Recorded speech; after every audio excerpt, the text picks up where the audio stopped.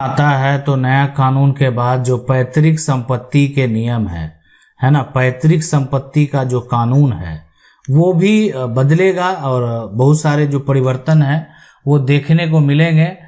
लेकिन जो joint family है, कोई भी अगर ज्वाइंट परिवार है, परिवार में बहुत सारे सदस्य हैं, भाई हैं, देखें परिवार एक तरह से पिता है, पिता के अगर मान लेते हैं 3 बेटे हैं और तीनों बेटा जो है बड़ा हो गया और तो कहीं ना कहीं जो एक तरह से जो उनकी शादी हो गई, उनके ही बच्चे हो गए, तो इस तरह का परिवार ज्वाइंट होता है। फिर किसी न किसी आपसी मतभेद के चलते परिवार में एक प्रक्रिया शुरू होता है और वो होता है परिवार यानी एक डिवाइड होने का, परिवार में बंटवारा।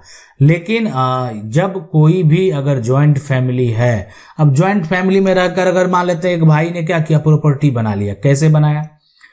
जो है रहकर खुद की कमाई से प्रॉपर्टी अगर वो बनाता है, खुद की कमाई कहने का मतलब घर में ज्वाइंट में रहा, लेकिन उसका कमाई, उसको जॉब है, नौकरी है, उसका प्रूफ है उसके पास कि वो कैसे कमा रहा है, वो एक तरह से उसको प्रूफ कर सकता है। तब आप जो है बड़ा भाई अगर बना भी लिया प्रॉपर्टी तो छोटा सोचेगा कि नहीं हम दावा करके संपत्ति प्राप्त कर लें, तो ये कतई संभव नहीं होगा। ठीक है, एक तरह से दावा नहीं कर सकता है। बड़ा भाई का जो है यहाँ पर प्राइवेट कंपनी जॉब था। ठीक है, देखिए प्राइवेट कंपनी जॉब था तो पैसा तो जो है आया, वो तो एक तरह से अकाउंट में ही आया होगा, वो हैंड टू हैंड तो आया नहीं होगा। कि देखें कैश वाला पैसा को प्रूफ करना उतना आसान नहीं होता है। जो आपने रिसीव किया और उसके अनुसार जो आपने प्रॉपर्टी बनाई, ये बात से स्पष्ट होता है कि आपने कितना कमाया और आपने कितने पैसे की प्रॉपर्टी बनाई।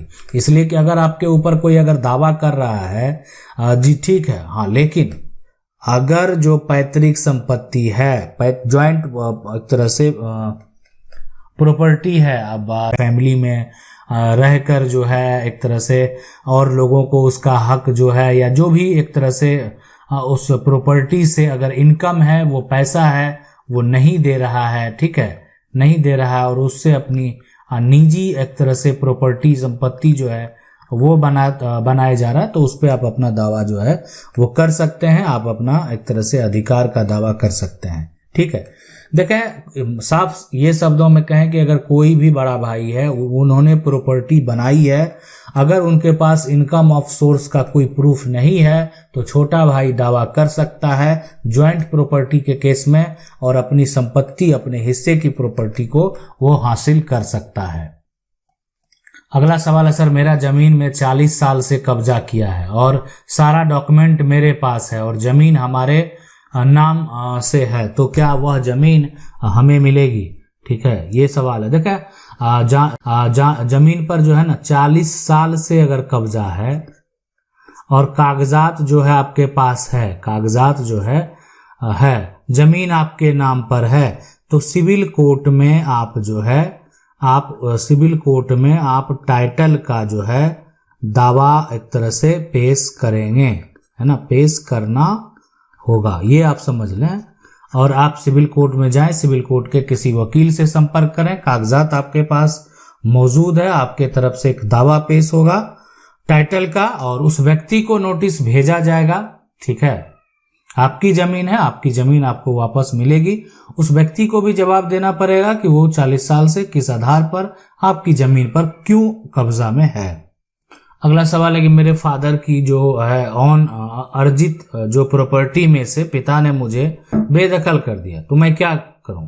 फादर एक्सपायर है, मेरे भाई ने वो प्रॉपर्टी अपने बेटे के नाम कर दी, तो अर्जित संपत्ति को अगर मान लेते हैं से अगर बेदखल कर दिया है ना, तो आप नहीं कुछ कर पाएंगे, इसलिए कि वो संपत्ति अर्जित है और उनके नाम से है। अब वो रही बात लड़ाई लड़ने की, मामला बढ़ाने की, तो अगर आपको पता ये लीगल तरीके से किया गया है, पिता तो अब है नहीं और माँ जो है वो जीवित है, माँ अगर आपका पक्ष ले रही है और तो आप उस अर्जित संपत्ति को जो है बेदखल करने का जो प्रक्रिया किया गया है, आप उसको फर्जी करार दे सकते हैं। फर्जी अगर साबित होता है या वो किसी भी प्रकार का लीगल वे नहीं है, जिस तरह से संपत्ति जो है आपके एक भाई को दिया गया है, तो फिर आप संपत्ति प्राप्त कर सकते हैं। अगला सवाल है कि सर हमारे पक्ष में 1700 जो है यहाँ पर 79 में तहसीलदार का फैसला है कि हमारा घर चकबंदी से पुराना घर है। इसी फैसले को मजिस्ट्रेट कोर्ट में भी स्वीकार किया गया, परंतु और इसी फैसले को मजिस्ट्रेट कोर्ट में भी यहाँ पर स्वीकारा गया, परंतु वर्तमान में हमारा घर जो है ना गाटा संख्या नवीन प्रति की भूमि में दर्ज है। हमारा घर अभी भी कायम है, पर हमारे कुछ भी नया निर्माण करने पर जो है ग्राम समाज के लोग लेखपाल हमको रोक रहे हैं। क्या हमें जो है इतना की डिग्री का कोई लाभ मिलेगा? देखें, अगर कोई डिग्री हुई है तो उसका लाभ बिल्कुल मिलता है। और अगर मान लेते हैं बहुत बड़ी समस्या से आप जूझ रहे हैं, तो उस तरह का समस्या को अगर आपको लग रहा है कि नहीं कोई भी एक तरह से विकल्प अब नहीं है, तो इस तरह मामले को अब जो है अब आपको सिविल कोर्ट में ले जाना ही बेहतर होगा। यानी मामले को सिविल कोर्ट में ले जाएं, उसके बाद ही इस समस्या का जो हल है वो निकलेगा। वो समस्या का जो अगर किसी भी प्रकार का इस तरह का समस्या है तो उसका हल आसानी से निकल सकता है। अगला सवाल है, ये करेंगे सर भागलपुर में मैंने एक जमीन लगभग 1800 स्क्वायर फीट रजिस्ट्री करवाई, म्यूटेशन भी हो गया, पर पूरा का जो है यहाँ पर पोजीशन नहीं मिला। मतलब जो है घर के जो है पहुंचे तो यहाँ पर ये लोग बोल रहे हैं कि हमें जमीन मालिक बोल रहा है कि इसमें से रोड देंगे। इसी जो है वजह से सिर्फ 1530 का जो है यहाँ पर घेरा हो पाया है। तो क्या करें? ठीक है, तो देखें जमीन मालिक कहने से जो भी है, रास्ता देना भी जो है एक तरह से आपका उसका अधिकार है और रास्ता लेना भी आपका अधिकार है। कहीं ना कहीं अगर आप जो शहर में घर भी बनाते हैं, मकान भी बनाते हैं, तो आपको खुद मकान जब कंस्ट्रक्शन करेंगे तो रास्ता छोड़ना पड़ेगा। यानी अगर आपका नगर जो है निगम क्षेत्र में आता है या ग्राम पंचायत के एरिया में ही आता होगा तो ग्राम नक्शा पास करवाना पड़ेगा। नगर निगम में जाएंगे तो भी नक्शा पास करना पड़ेगा। तो नक्शा पास करने के बाद ही आप मकान, नहीं तो वो फिर कभी भी आपका इलीगल साबित हो सकता है। दस्तावेज जो नियम है, जो कानून है, उसको फॉलो आपको करना चाहिए। खास करके शहर में तो लोग करते ही हैं, इसलिए कि शहर में अगर किसी तरह का विवाद हुआ तो फिर अगर वो इलीगल साबित हो गया तो फिर दिक्कत हो जाएगा। ग्रामीण वहां तो कोई सरकारी भवन ये बनना नहीं है ग्रामीण क्षेत्र में, तो इसलिए ग्रामीण क्षेत्र में लोगों के पास स्पेस जो होता है वो काफी बड़ा होता है, तो इसीलिए उतना ज्यादा समस्या जो है वो नहीं देखने को मिलता। लेकिन जो शहरी इलाका वहां तो ये समस्या देखने को मिलता है। ठीक है, तो अभी रही बात यहाँ पर जमीन का, तो अगर आपका घेरा इतना ही हो पाया है तो जमीन आपकी है और आप उसको पूरा घेर सकते थे ये। लेकिन जमीन से जो है कहीं ना कहीं अगर रास्ता का कोई भी निकास नहीं है तो रास्ता कहीं ना पड़ेगा। आपके सामने आपके बगल के जो प्लॉट है उनको भी छोड़ना पड़ेगा। ये पूरा जब अगर वो आप उस पर मकान बनाते हैं, रहने के लिए घर बनाते हैं, तो जब उसका नक्शा पास होगा तो आपको वो रास्ता जो है वो छोड़ना पड़ेगा। वो डिपेंड करता है कि आप किस क्षेत्र से बिलोंग करते हैं और वहाँ के जो रूल रेगुलेशन है, कितना फीट हो, कितना स्क्वायर फीट हो, कितना एरिया हो छोड़ना है, वो आपको वहां पर पता चलेगा जिस राज्य में आप बिलोंग करते हैं। सवाल है कि सर मेरे माता पिता का तलाक होने के बाद दोनों ने दूसरी शादी कर ली, तो मुझे क्या करना चाहिए? मुझे मेरे पापा की प्रॉपर्टी में मुझे हिस्सा मिलेगा या नहीं मिलेगा? दोनों ने दूसरी शादी कर ली तो आपका पिता जो है कौन है?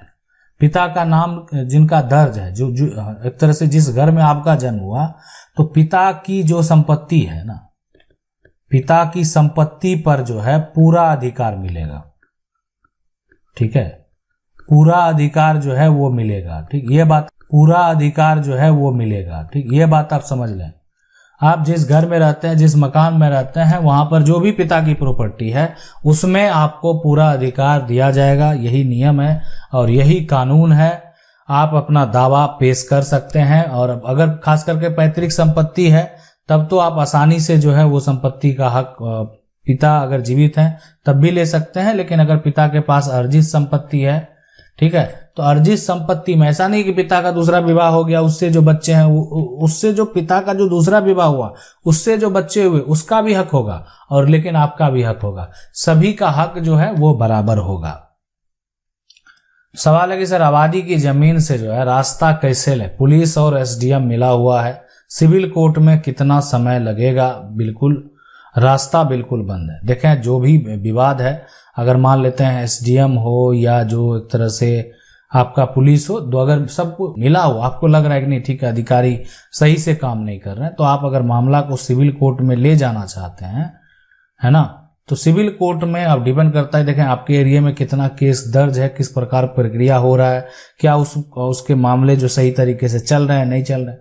तो मिनिमम कहीं ना कहीं अगर बात करें तो ये जो विवाद होता है सारा प्रक्रिया केस फाइल करना, अगर सब जगह का देखा जाए कि ऑन एवरेज तो कम से कम 2 साल का तो समय आपको लग सकता है। इसलिए कि जो आपके अगेंस्ट हैं उनको नोटिस किया जाएगा, जवाब मांगा जाएगा, और जवाब देने में कितना समय लगाते हैं, तो सभी चीज़ों को देखते हुए जो है इंस्टेंट तो ये फैसला तुरंत नहीं लिया जाएगा, तुरंत एक्शन नहीं होगा, लेकिन कम से कम 2 साल का समय जो आपका लग सकता है।